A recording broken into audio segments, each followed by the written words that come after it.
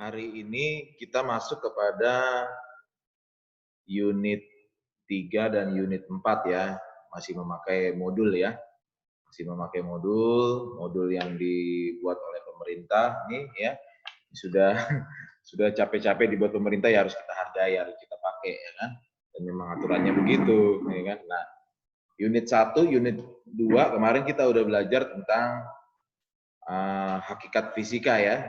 Jadi masih konsep dasar-dasarnya ya. Kenapa kita belajar fisika, hakikat dasarnya gitu ya. Nah, kalau yang kimia itu juga masih dasar kemarin ya.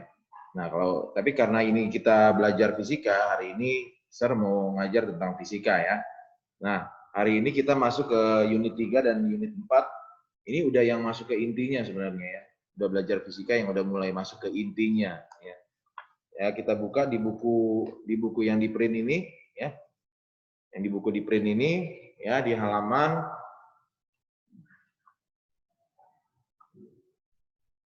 9 ya, buku yang di print ya.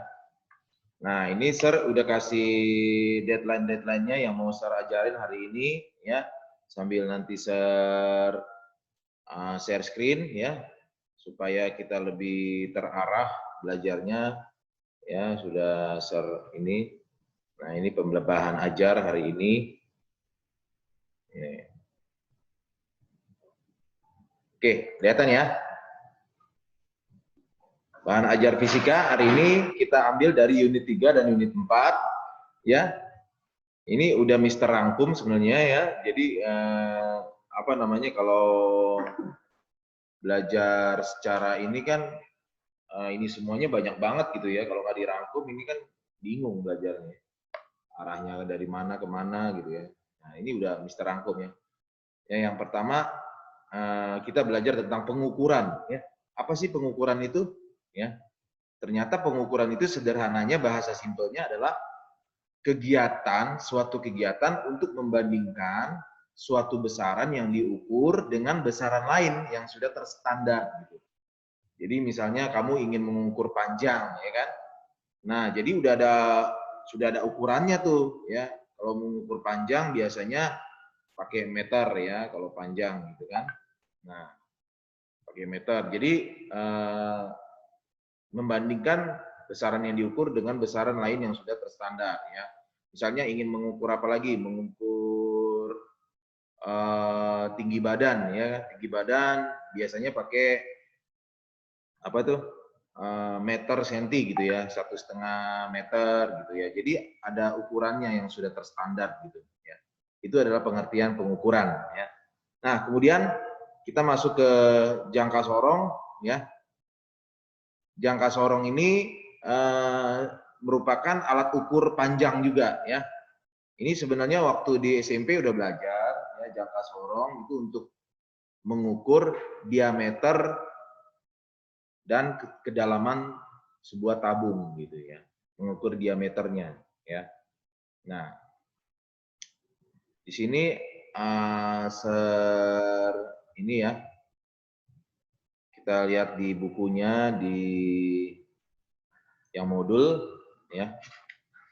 Modul jangka sorong itu di halaman 13.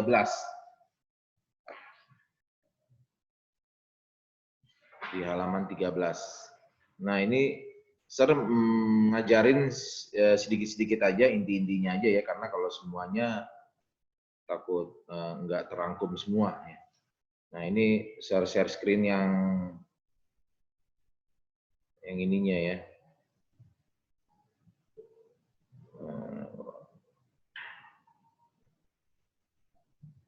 Bentar ya.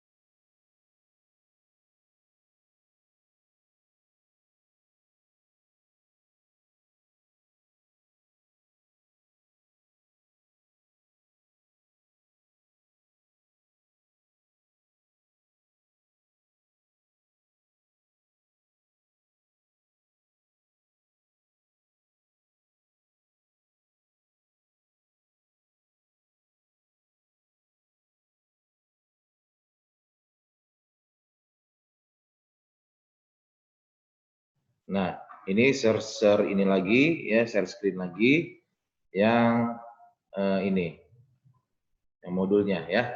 Kita lihat sini halaman 15.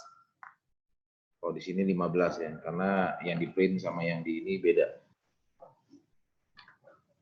Nah, ini tadi pengukuran udah saya jelasin. Nah, ini sekarang jangka sorong.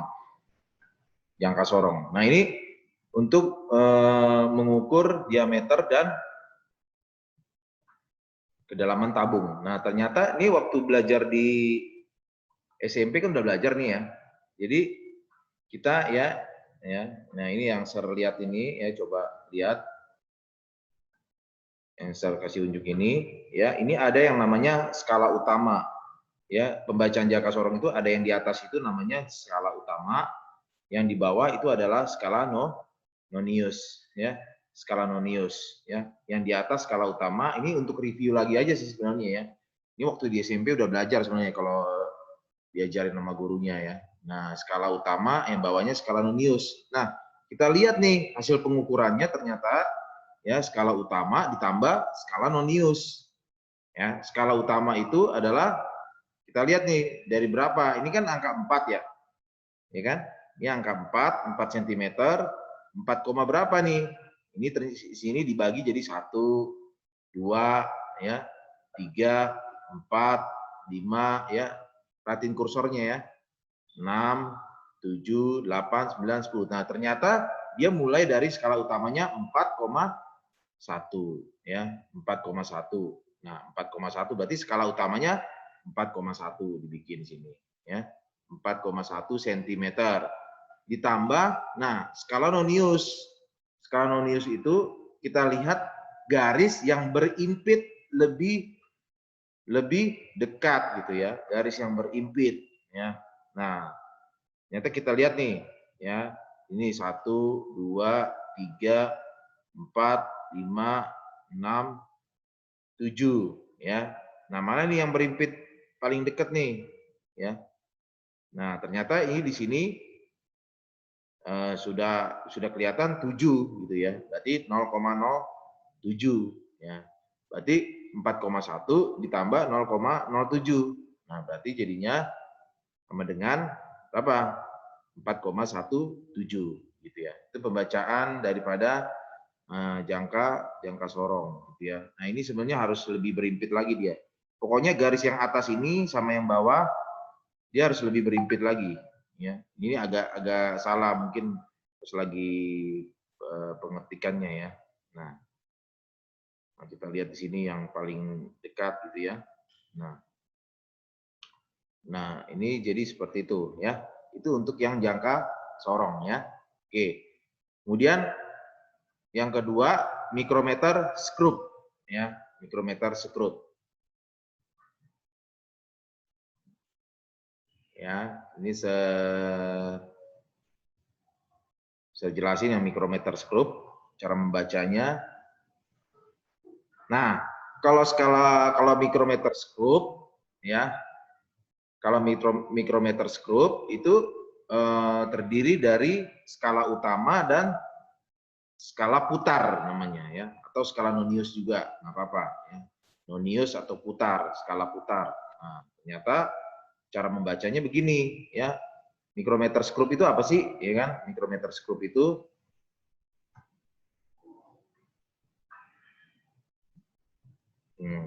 mikrometer skrup itu adalah alat ukur panjang juga, tapi dia ketelitiannya lebih teliti ya, sampai ketelitian 0,01 ya, sampai 0,01,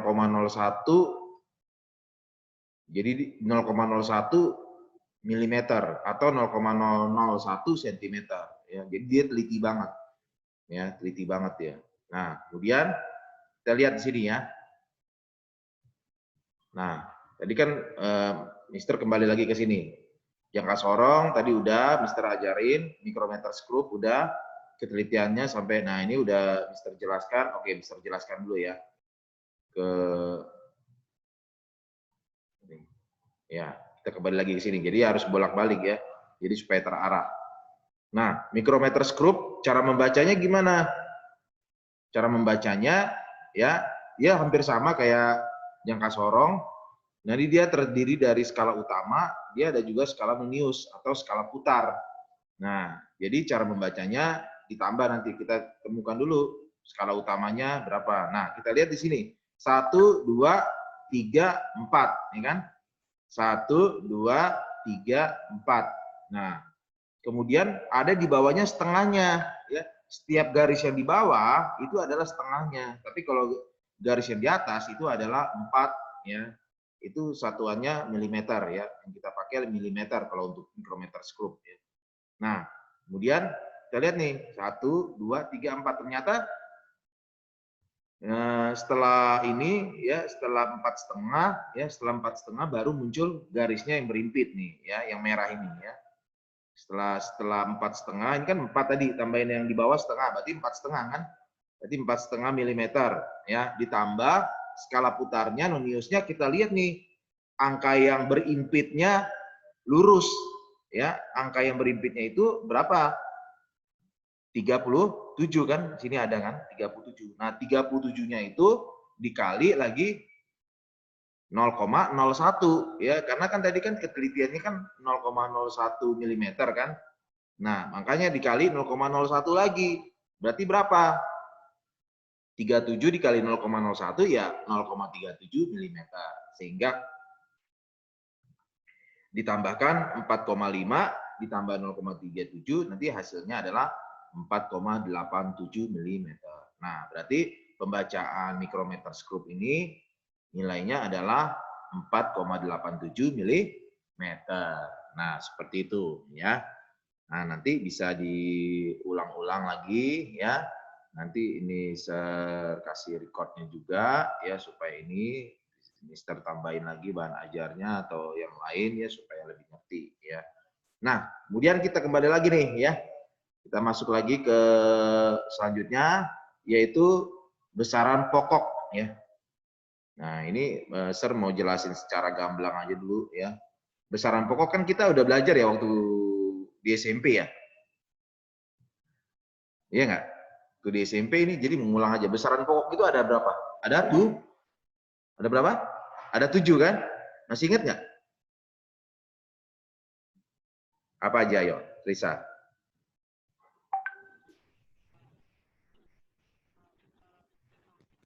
Yang pertama, apa?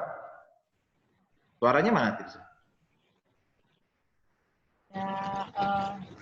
Panjang. Panjang, terus apa lagi?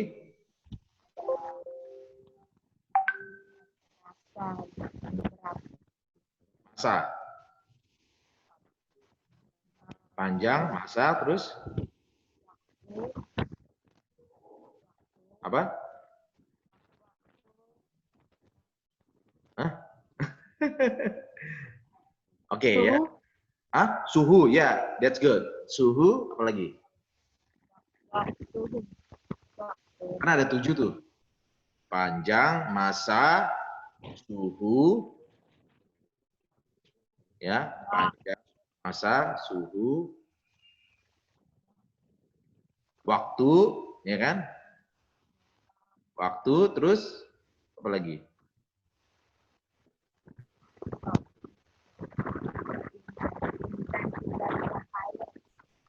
Intensitas cahaya, jumlah zat ya. Nah, ini supaya lebih detailnya ini Sir kasih ya. Kita harus review lagi ya. Nah, ini ya. Nah, ini besaran pokok.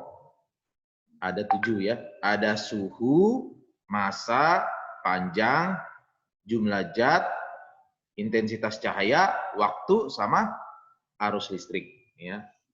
Ya, arus listrik. Jadi ada 7 ya. Nah, satuannya ada nih masing-masing. Suhu, satuan internasionalnya apa? Kelvin. Massa, kilogram, ya. Jadi harus sesuai, ini udah satuan internasional nih semua nih, ya. Nah, jadi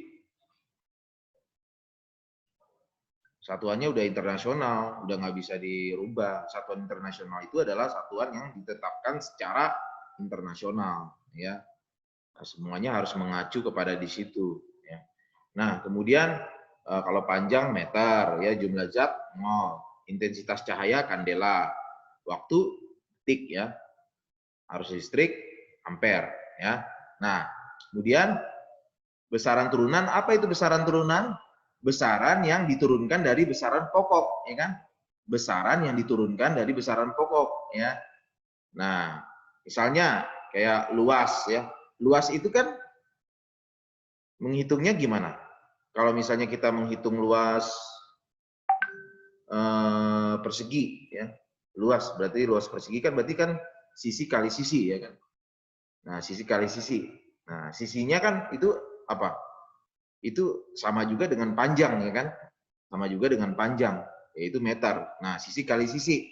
Ya, panjang dikali panjang. Jadi panjangnya 2 kali. Nah, makanya itu diturunkan dari besaran pokok. Itu maksudnya, ya, diturunkan. Ya. Misalnya volume. Volume apa? Volume balok misalnya. Ya, panjang kali lebar kali tinggi, ya kan? Nah, itu kan sama-sama panjang semua kan, cuman disebutnya lebar, ya. Disebutnya tinggi. Padahal semuanya itu adalah besaran pokok panjang, ya, sebuah. Jadi panjang kali lebar kali tinggi berarti meter kali meter kali meter, makanya satuannya meter pangkat 3 atau meter kubik, ya. Nah, seperti itu. Itu besaran turunan. Nah, kemudian apalagi kecepatan, percepatan, gitu ya. Jadi besaran turunan adalah besaran yang hasil dari pengalian atau penurunan dari besaran pokok, ya. Jadi kalau nggak ada di sini, ya itu adalah besaran turunan, ya. Oke. Ini kok layar saya goyang-goyang ya, gini. Nih. Dari kameranya. Kamera mana? Nah, oke. Lanjut lagi ya. Setelah besaran turunan, lanjutnya tadi udah ini besaran pokok, besaran turunan. Nah, sekarang dimensi. Nah, di kelas 10 ini ya, ini yang lebih rumit ya. Makanya ada yang namanya dimensi-dimensinya ya. Nah, dimensi itu kayak lambang ya. Gampangnya kayak lambang-lambang fisikanya gitu ya. Lambang-lambang fisikanya. Lihat halaman 20 ya. Kita lihat sini. Halaman 20.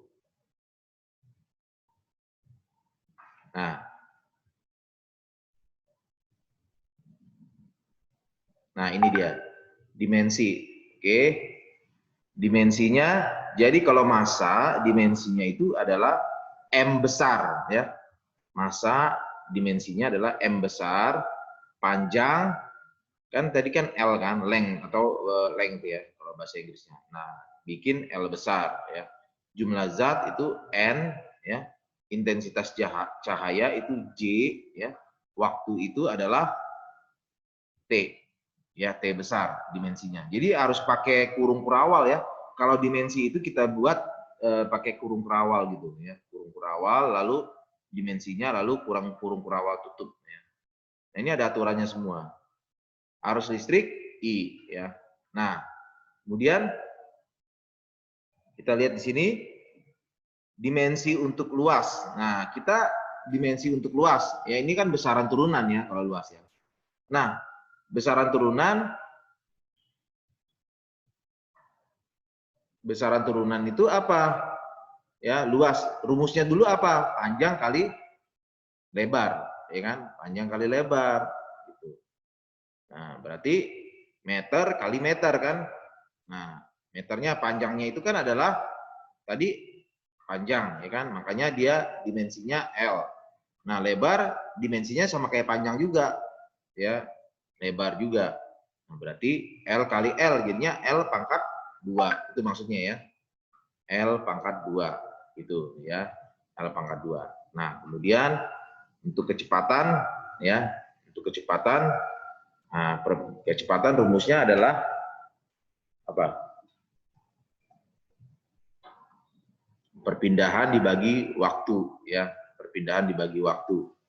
Atau ya bisa disebut jarak gitu ya. Jarak dibagi waktu. Kalau jarak kan, jarak itu kan sama juga dengan kayak panjang ya. Jarak itu, ya kan? Jarak itu sama juga dengan panjang. Makanya dia M. M dibagi waktu, satuannya detik. Ya. Nah, jadi seperti itu. Jadi, ini goyang-goyang kenapa ya? Goyang-goyang terus. Ini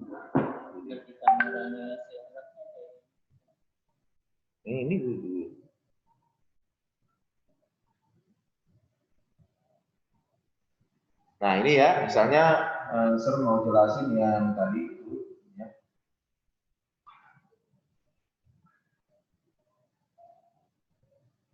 Goyang-goyang. Jadi ini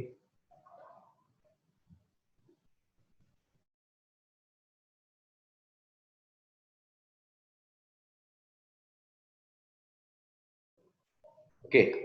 Tentang kecepatan tadi ya, luas.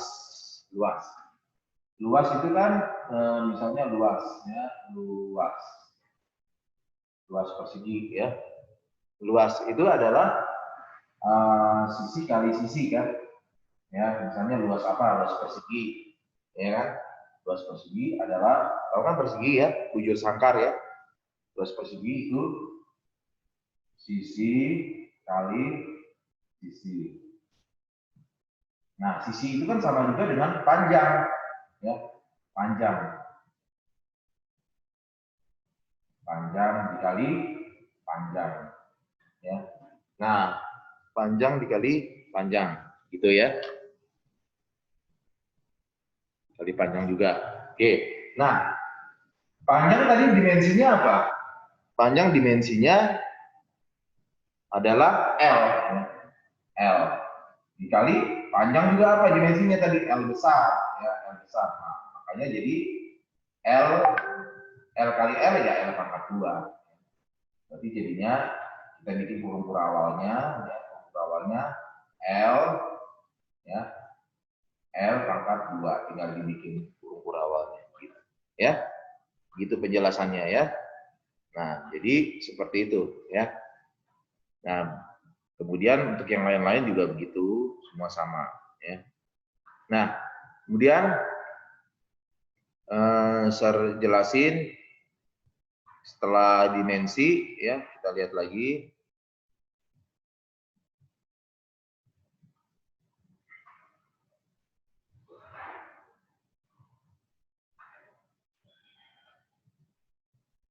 Dimensi angka penting. Nah, angka penting ini apalagi nih, ya kan?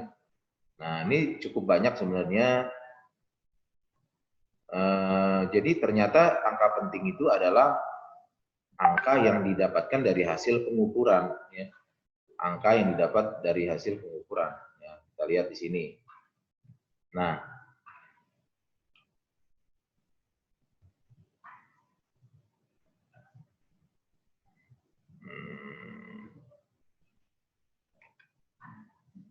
bawah ya, bawah dulu.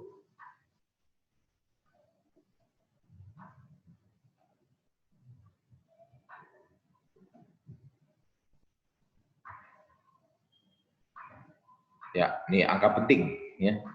Angka yang dihasilkan dari pengukuran disebut angka penting. Nah, ternyata ada aturan-aturannya nih, angka penting. Ya, ini misalnya gini, semua angka bukan 0 adalah angka penting. Nah, misalnya ada pengukurannya hasilnya 1,25. Nah, ini ada berapa angka penting? Jadi semua angka yang bukan 0, ini kan bukan 0 nih kan? 125 kan bukan 0 ya. Berarti ini 1, 2, 3. Itu ada 3 angka penting, ya. Ya, 1,25 ya. 1,25. Oke, ini juga tadi.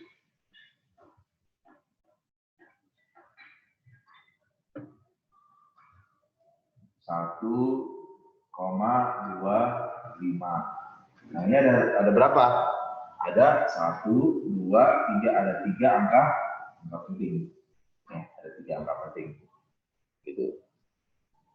Nah, kemudian semua angka 0 di antara angka bukan 0. Nah, ini kan semua angka 0 di antara angka bukan 0, termasuk angka penting. Nah, berarti kan ini kan 0 kan di antara 2 sama 1 kan.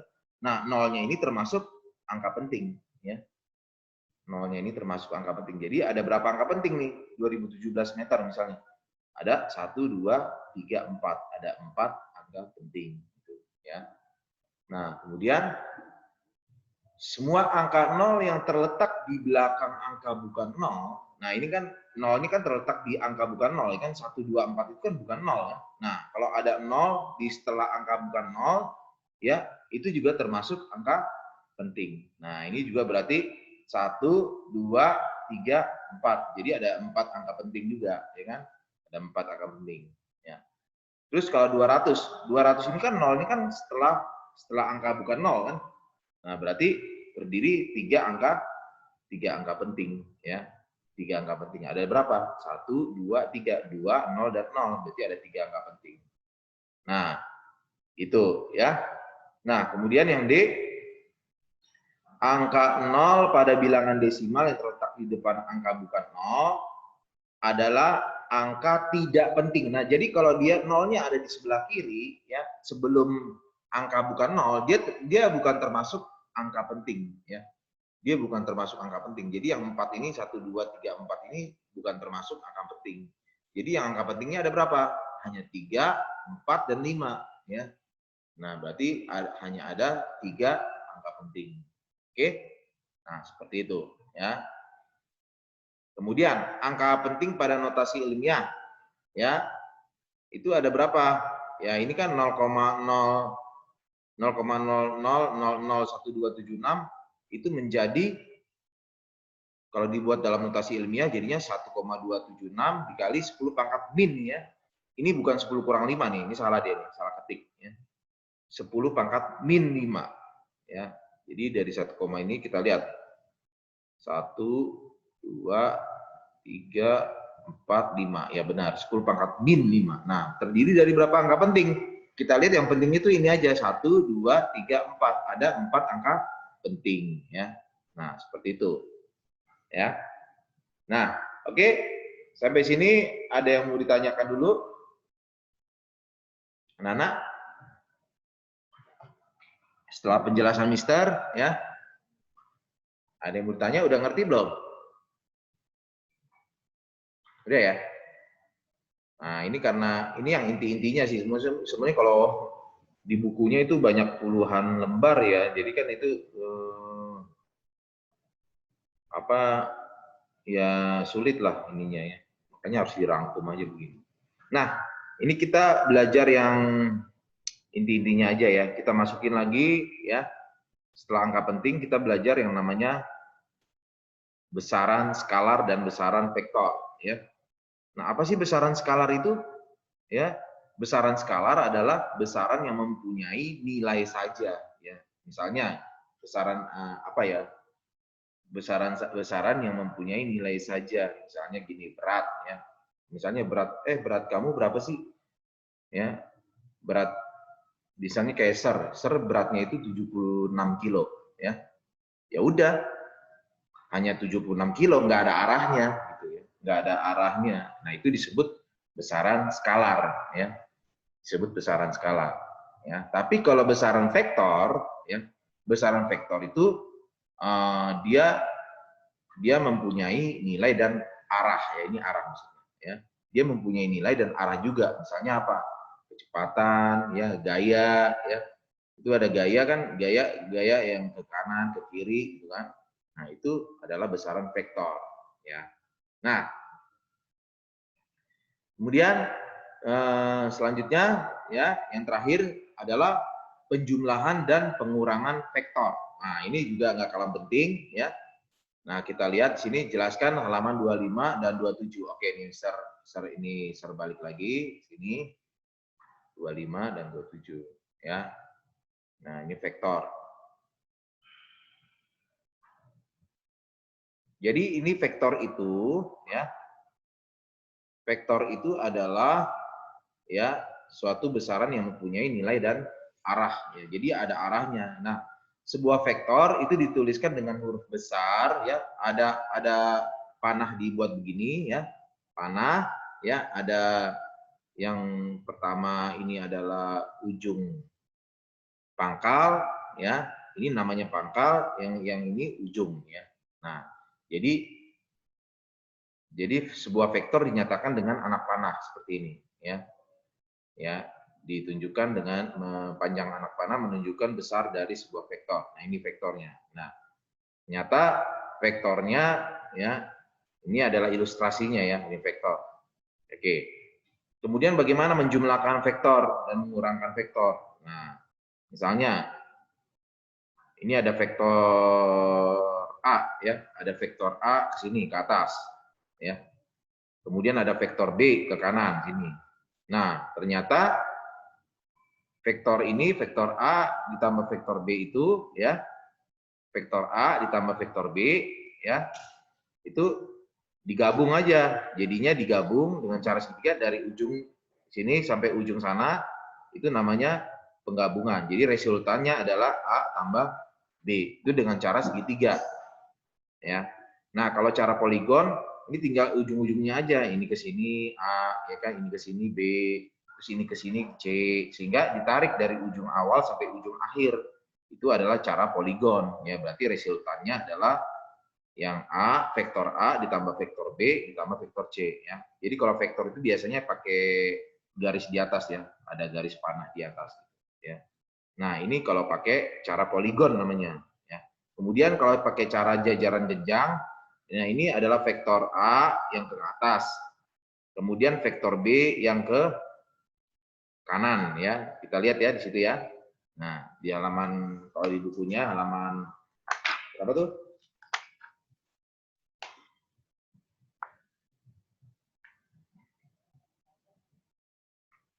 Halaman 19 ya. Halaman 19.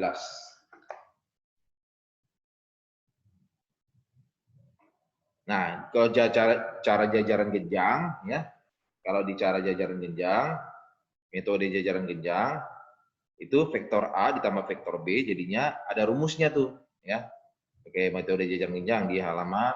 Nah, ini ada rumusnya. Nah, ini rumusnya ya, metode jajaran jenjang. Jadi kalau dia ditambah vektor A ditambah vektor B ya, maka resultan gayanya atau resultan itu penjumlahan ya. Ingatnya resultan adalah penjumlahan. Berarti A ditambah B ya sama dengan A kuadrat ya ditambah B kuadrat kemudian ditambah 2 kali A kali B kali cos theta. Nah, ini cos theta ini adalah sudutnya ya. Ini sudutnya berapa ya. Nah, oke, itu sudutnya berapa? Misalnya sudutnya 60 derajat ya. Nah, berarti cos 60 derajat. Nah, kemudian kalau selisih vektor sama juga ya. Nah, selisih vektor berarti jadinya A kuadrat ditambah B kuadrat tambah 2AB ya. Nah, jadi untuk mengerti itu anak-anak kalian harus ngerti dulu yang namanya materi dasar trigonometri ya. Materi dasar trigonometri. Nah, ini materi dasar trigonometri. Ini sebuah segitiga ya, ini sebuah segitiga. Nah, kita buat dalam perbandingan trigonometrinya ya. Kita perbandingan trigonometrinya. Ini misalnya sudutnya ya. Sudutnya theta ya. Berarti sin theta adalah depan per miring ya. Sin theta depan per miring. Depannya adalah A kan? Ini kan ya, ini depan per miring. Miringnya adalah C. Berarti A per C ya. Cosnya adalah samping per miring. Sampingnya adalah B, per miringnya adalah C. Ya. Nah, berarti B per C. Tangannya ya, depan per samping. Depannya adalah A, per B-nya adalah samping. Gitu. Ya. Nah, jadi itu dia dasar trigonometrinya. Ya. Nah, kemudian sudut-sudut istimewa ini harus tahu dulu ya, sudut-sudutnya ya. Nah, seperti misalnya untuk sinus. Sinus 0. Sinus 0 adalah 0 derajat. Ya. Sin 0, 0. Ya. Sin 30. Sin 30 setengah. Ya. Setengah. Sin 45, setengah kali akar 2. Sin 60, setengah kali akar 3. Sin 90, 1. Nah, gitu. Ya. Nah, itu tentang apa namanya? Tentang fisika ya. Nanti ini lagi ya. Untuk saat sekarang ini belum ada penugasan ya, masih jelasin aja secara gamblang ya. Nah, itu nanti bisa ditonton ulang ya video recordnya ya. Oke ya. Nah, ada yang mau ditanyakan anak-anak? Dari yang ini tadi udah semua ya. Penjumlahan dan pengurangan vektor udah. Oke, mohon pelajari dan baca ulang-ulang lagi modulnya agar lebih mengerti. Ya, God bless you, Mr. Jasa. Oke, baik anak-anak. Kalau memang tidak ada pertanyaan, ya, ini kita sudah. Ada. Mau tanya itu yang sudut istimewanya itu harus kayak dihafalin ya? Iya. Maksudnya bukan yang ganti-ganti gitu kan emang. Sudut istimewa itu yang inti-intinya aja kayak gini. Sin 30, sin 45, sin 60. Ini sebenarnya belum semuanya ya. Ini baru sinus. Nah, sin 30 setengah, sin 45 setengah akar 2, ya kan? Kos samatan juga bisa. Jadi ya. Yang kos samatan juga dihafalin. Yang kos samatan juga dihafalin, misal. Iya, kos ya. Nanti kalian lengkapi deh ya kosnya ya. Yang kos 30 itu setengah akar 3 ya. Nah, kos 60 adalah setengah. Ya. Kos 90 0 ya. Kalau sin 90 1, kalau kos 90 ya 0 gitu. Ya kan? Kemudian tangannya juga dihafalin. Ya. Nanti ini ada ini nggak semuanya ya, ini nggak semuanya dikasih sini, padahal ada lagi sudut istimewa yang lain ya. Kalau yang kos sama yang tangan. Cuman kalau yang kos tinggal cari aja sih ya. Misalnya ini setengah ya, depan permiringnya setengah ya. Nah berarti 1, 2 kosnya bisa B per C kan, samping permiring gitu. Bisa aja ya. Oke. Baiklah, anak-anak, karena habis ini Mister mau lanjut lagi ngajar supaya spare waktunya pas, ya. Kita sudahi dulu pelajaran hari ini, ya fisikanya. Sebelum kita berpisah melalui Zoom meeting ini, mari kita let's pray dulu ya. Oke, let's pray. Thank you Lord Jesus for lesson today. We have learned about physics.